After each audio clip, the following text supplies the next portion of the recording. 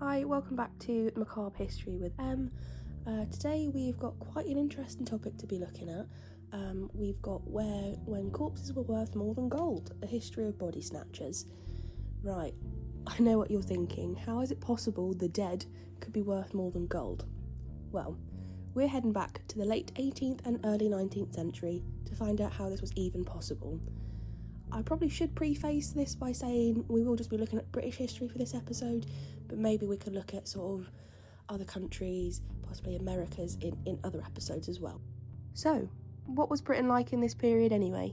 The Industrial Revolution was in full swing, and the reigning monarch was George III. He's also sometimes described as the Mad King. Small sidetrack, some medical historians have stated that the king may have suffered from porphyria. This was a hereditary condition that affects the body's ability to create heme, which heme is a vital component in carrying oxygen around the blood.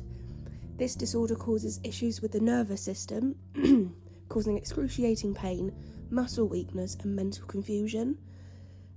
Prince William of Gloucester, the cousin to the late Queen Elizabeth II, was also diagnosed with this condition in 1968. This there is suggesting that there could be evidence of genetic disorders in the current royal family, which I think is quite an interesting topic. With the Industrial Revolution fully underway, it also brought sweeping medical and social change. The government introduced the Murder Act of 1751, however some sources do say it's the Murder Act of 1752, as this is when the legislation was actually passed. This legislation prevented the burial of executed murderers. So when someone was executed for murder, the options were being strung up to decompose on a gibbet post, or giving your body to science. As a result of this act being passed, medical students had a greater supply of bodies to study.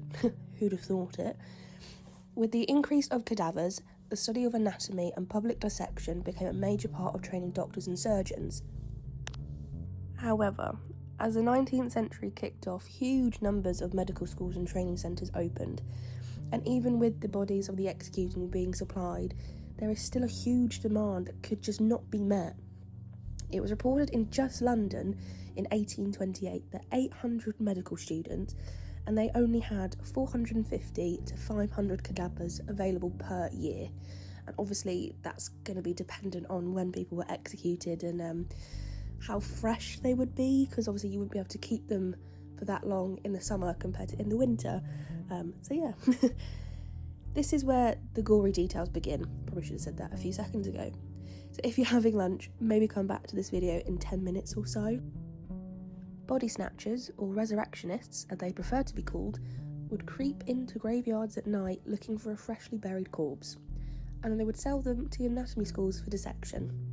Freshness of the corpse was key on getting a good price, as the more they decomposed the corpse, the less scientific value that the body had, so then a lesser price.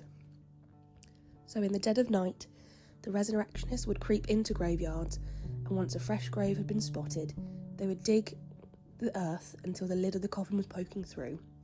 They would smash through the wood of the lid and extract the deceased through the hole they created.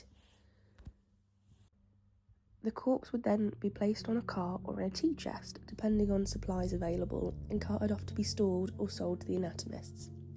While transporting the body, the other part of the team would be refilling the grave to give the impression that it's undisturbed. Once a body had been delivered to the anatomist or school, payment was given to the gang. Prices have varied, like I mentioned earlier. The fresher, the more complete the corpse, the higher the value.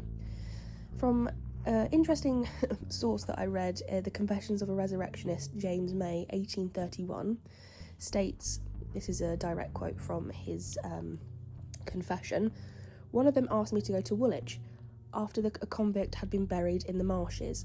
I agreed to go and went with the person, but I don't recall his name. We got the body, and to the best of my recollection, sold the body at St Thomas's for 8 guineas. 8 guineas is equivalent to 42 days' wages for a skilled tradesman at the time, so approximately today that would be £1,200 for just one single body. That is a lot of money nowadays, let alone in the 1830s. One night of hard work and some interesting smells, and you could afford to feed and house your family for the month.